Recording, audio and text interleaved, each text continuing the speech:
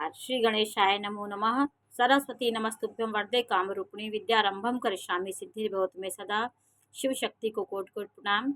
मेरे श्रोतागण, मैं आज आपको गोवर्धन पूजा के बारे में जानकारी दे रही हूँ कि गोवर्धन पूजा का प्रचलन कब से प्रारंभ हुआ। गोवर्धन एक पर्वत है, गिरिराज हैं। वो गोवर्धन पर्वत पहाड़ हैं। तो वहाँ पर उस पहाड़ के ऊपर जीव जंतु का बसेरा होता है और सारे जीव जंतु वहाँ छाया प्राप्त करते हैं। फलों से लदा वो गोवर्धन पर्वत है, तो वो सबको सुख देता है। तो वहाँ श्री कृष्ण जी गाय चराने जाते थे। वहाँ की प्राकृतिक छटा को देख के वो बहुत आनंदित होते थे। तो प्रकृति के बीच में रह के वो सब खुशियों को वहाँ पे जी ग्वाल बाल के साथ वो बंसी बजाते थे, जी गाय चराते थे। तो गोवर्धन की महिमा उन्होंने देखी थी।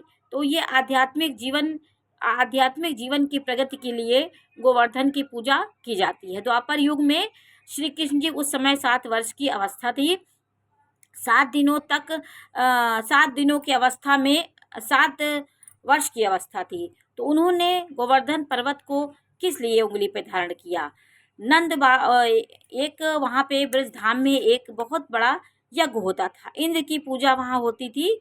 इंद्र को इसका बहुत अभिमान था। उसके लिए यज्ञ होता था, फूलों की वर्षा होती थी, लोग उनकी पूजा करते थे क्योंकि वो हमें जल देते हैं, जीवनदायिनी जल वो करवाते हैं। तो इंद्र के डर से लोग वहाँ पे पूजा करते थे।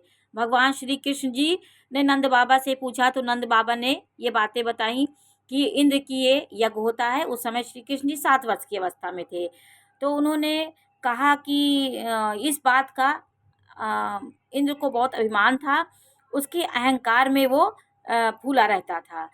तो श्री कृष्ण जी ने उनसे कहा कि ये इनकी पूजा ना करके हम लोग सारे ब्रजवासी ये गोवर्धन पूजा करेंगे, क्योंकि ये पर्वत हमें छाया देता है, फल फूल देता है, इनका हम आश्रय लेते हैं, जीव जंतु वहाँ रहते हैं, तो इनकी पूजा हम करेंगे। तो जब इनकी पूजा होने लगी गोवर्धन की, तो इंद्र को बहुत गुस्सा आया, क्रोध हुआ। वो इतनी बादलों को उसने इकट्ठा किया और बादलों से उसने आदेश दिया कि सारे ब्रजधाम को आप डुबो दीजिए, क्योंकि ये हमारी पूजा नहीं करते। उस समय श्री कृष्ण 7 वर्ष की अवस्था थी। वो अपने बाएं हाथ की छोटी उंगली में वो पूरे गोवर्धन पर्वत को उठा करके पूरे ब्रजवासी की उन्होंने रक्षा की थी। पूरा ब्रजवासियों को एक उंगली पे 7 दिनों तक वर्षा करते रहे इंद्र भगवान। और इंद्र देवता की अभिमान को तोड़ने के लिए भगवान श्री कृष्ण ने ये सब किया था। तो 7 दिनों तक अपनी छोटी उंगली में उन्होंने गोवर्धन पर्वत धारण किया और सारे ब्रजवासियों को उन्होंने उस जल के प्रपात से बचाया। वो अथाह जल की वर्षा किया इंद्र ने। वो हार गया क्योंकि भगवान श्री कृष्ण परम ब्रह्म के अवतार थे, भगवान विष्णु के अवतार थे। तो उन्होंने अपनी उंगली पे उठा करके गोवर्धन पर्वत को, तब से भगवान श्री कृष्ण का गिरिधारी भी नाम है, क्योंकि गिरिधारी पर्वत को उठाने वाले, तो उनका नाम गिरिधारी भी रखा गया।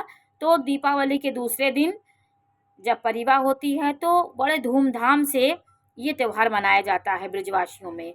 इसको प्रकृति चीज से ये बनाया जाता है, गोबर से, मिट्टी से, जो प्राकृतिक चीज होती हैं उससे गोवर्धन पर्वत का निर्माण होता है और उसकी विधिवत पूजा करते हैं, भजन कीर्तन होता है। उनको 56 प्रकार का भोग लगाया जाता है। कई भोग जो आपके पास है उस भोग को लगाकर श्रद्धा भक्ति से भजन कीर्तन करके हम गोवर्धन की पूजा करते हैं। तब से ब्रजवासी ब्रजधाम में गोवर्धन की पूजा होने लगी। इंद्र का अभिमान दूर हुआ। तब से इस गोवर्धन पर्वत की पूजा का प्रचलन चलता रहा। ये द्वापर युग से चला है। तो ये पर्वत की पूजा होती है, पर्वत बना करके और गोवर्धन पर्वत बनाया जाता है, उसे विधिवत पूजा होती है। तो ये गोवर्धन पूजा की महत्व और किसका अभिमान दूर हुआ, श्री कृष्ण ने अभिमान भी दूर किया था, तब से ये प्रथा चालू हो गई। गोवर्धन की पूजा होती है। ये हमारी प्रकृति माता को समर्पित होती है, क्योंकि प्रकृति के बीच में रह के हम खुशियों को, आनंद को लेते हैं। हम उनके बीच में रह के जितनी भी हमारी ऊर्जा निकलती है, सकारात्मक ऊर्जा होती है, ऑक्सीजन होता है, सब प्रकृति के बीच में हम लेते हैं। तो ये पूजा प्रकृति को समर्पित होती है। पहाड़ जितने होते हैं उनके पीछे वो कितना बड़े बड़े पेड़ पौधे अपने ऊपर लगाए रहते हैं, वहाँ पे लोग आनंद लेते हैं। तो आज मैं आपको इसकी जानकारी दी गोवर्धन पूजा के बारे में। नमस्कार।